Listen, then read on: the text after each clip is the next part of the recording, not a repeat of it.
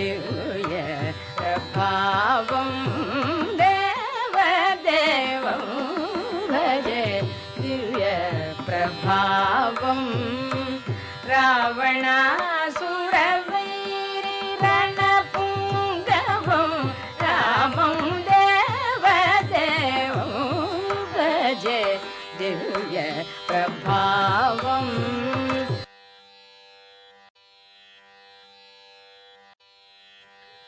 आज मैं आपको MS सुब्बालक्ष्मी जी के बारे में बताऊंगी, जो कि कर्नाटक की बहुत ही जानी मानी कर्नाटक संगीत की संगीतकार रही हैं।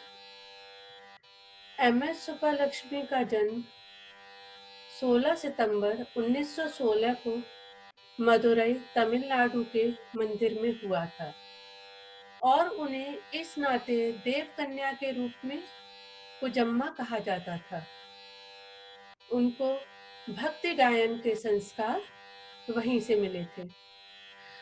सुब्बालक्ष्मी जी का पहला जन कार्यक्रम 8 वर्ष की उम्र में कुंभकोणम में महामहिम उत्सव के दौरान हुआ था।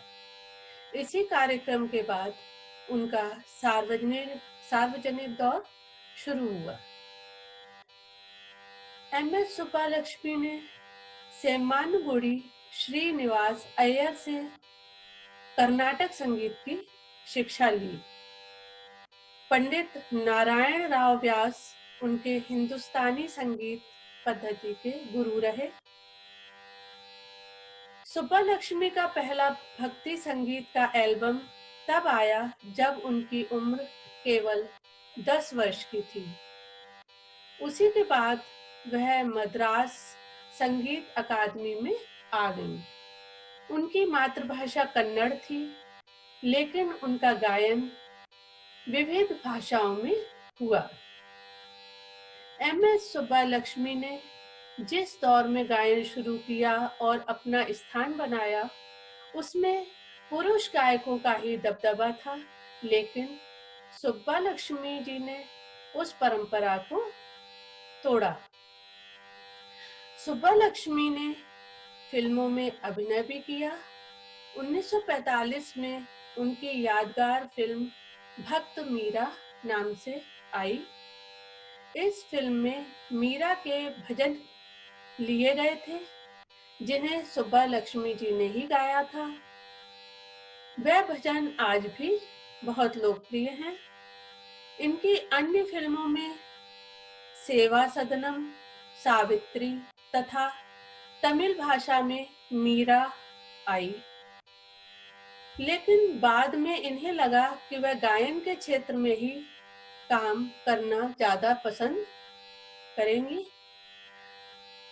कर्नाटक संगीत की इस गायिका के सुरीली आवाज के लाखों प्रशंसक हैं। आपने छोटी आयु से संगीत का शिक्षा आरंभ किया और 10 साल की उम्र में ही अपना पहला रिकॉर्ड किया। इसके बाद आपने सेम्मानुगुडी श्रीनिवास अय्यर से कर्नाटक संगीत में तथा पंडित नारायण राव व्यास से हिंदुस्तानी संगीत में उच्च शिक्षा प्राप्त की। आपने 17 साल की आयु में चेन्नई के विख्यात म्यूजिक अकादमी में संगीत कार्यक्रम पेश किया। संगीत के अलावा श्रीमती सुब्बालक्ष्मी ने कई फिल्मों में भी अभिनय किया, जो कि मैंने आपको पहले भी बताया। 1945 में मीरा फिल्म आई। इसमें इनकी मुख्य भूमिका थी। उनका मीराबाई का किरदार हमेशा यादगार रहेगा। वो साक्षात कृष्ण की मीरा लगती थी। उनके मीरा भजन आज भी बहुत लोग सुनते हैं। मोरे तो गिरधर गोपाल दूसरो न कोई, ये भजन बहुत ही प्रसिद्ध हुआ इनका गाया हुआ। संगीत के अलावा इन्होंने और भी बहुत काम किए। लता मंगेशकर जी ने आपको तपस्विनी नाम से संबोधित किया है। उस्ताद बड़े गुलाम अली खान ने आपको सुस्वर लक्ष्मी पुकारा। उस्ताद बड़े गुलाम अली खान उन्हें इसी नाम से बुलाते थे। तथा किशोरी अमोनकर जी ने आपको आठवां सुर की संज्ञा प्रदान की। वो हमेशा इन्हें आठवां सुर के नाम से संबोधित करती थी, जो संगीत के 7 सुरों से ऊंचा है।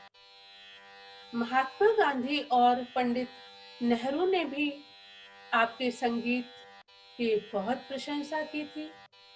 एक अवसर पर महात्मा गांधी ने कहा था कि अगर श्रीमती सुब्बालक्ष्मी हरि तुम हरो जन की भीर मीरा भजन को गाने की बजाय बोल भी दें, तब भी उनको वह भजन किसी और के गाने से अधिक सुरीला लगेगा। साल 1938 में फिल्म सेवा सदानम से अपना करियर शुरू करने वाली सुब्बालक्ष्मी को उनके सामाजिक और मानवीय कार्यों के लिए भी जाना जाता था। सुब्बालक्ष्मी जी का निधन 1904 में 88 साल की उम्र में हुआ। कुछ समय पहले खबर आई कि विज्ञापन तथा फिल्म निर्माता और सिनेमेटोग्राफर राजीव मेनन सुब्बालक्ष्मी की जीवनी पर फिल्म बनाने का विचार कर रहे हैं और अभिनेत्री विद्या बालन को फिल्म में सुब्बालक्ष्मी की भूमिका का प्रस्ताव दिया गया है। अभिनय के क्षेत्र में श्रीमती सुब्बालक्ष्मी ने कई फिल्मों में अभिनय किया, जिसमें सबसे यादगार मीरा फिल्म ही रही। यह फिल्म तमिल और हिंदी दोनों ही भाषाओं में बनाई गई थी और इसमें इनके गाए हुए ही मीरा के भजन हैं। संयुक्त राष्ट्र संघ में भी आप पहली भारतीय हैं जिन्होंने संयुक्त राष्ट्र संघ की सभा में संगीत कार्यक्रम प्रस्तुत किया, तथा आप पहली स्त्री हैं जिन्होंने कर्नाटक संगीत का सर्वोत्तम पुरस्कार संगीत कलानिधि प्राप्त किया। 1998 में आपको भारत का सर्वोच्च नागरिक पुरस्कार भारत रत्न प्रदान किया गया। संयुक्त राष्ट्र संघ सुब्बालक्ष्मी की जन्म शताब्दी के उपलक्ष्य में एक डाक टिकट भी इन्होंने जारी किया। सुब्बालक्ष्मी जी को विश्व की एक सर्वोत्तम गायिका बनाने में उनके पति का मार्गदर्शन रहा है। उन्होंने स्वयं इस बात को स्वीकार किया कि यदि मुझे अपने पति के मार्गदर्शन और उनकी सहायता नहीं मिली होती तो वो इस मुकाम तक नहीं पहुंच पाती। 20वीं शताब्दी की महान भक्ति गायिका होने के बावजूद वे सदैव ही नम्र स्वभाव की रहीं और संगीत में अपनी ख्याति के लिए अपनी पति सदाशिवम का हमेशा आभार मानती रहीं। सदाशिवम की विशेषता यह थी कि गांधीवादी और स्वतंत्रता सेनानी होने के बावजूद जब से उन्होंने सुब्बालक्ष्मी का हाथ थामा, ऐसा कोई प्रयत्न शेष नहीं छोड़ा जिसमें सुब्बालक्ष्मी की ख्याति दिनों दिन बढ़ती ना रहे।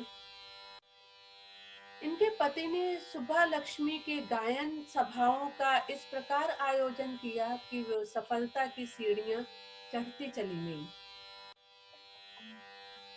इन्हीं के प्रयत्नों के कारण सुब्बालक्ष्मी नाइटिंगेल ऑफ इंडिया के नाम से जानी जाती है, जबकि इससे पहले यह ख्याति केवल सरोजनी नायडू को ही प्राप्त थी।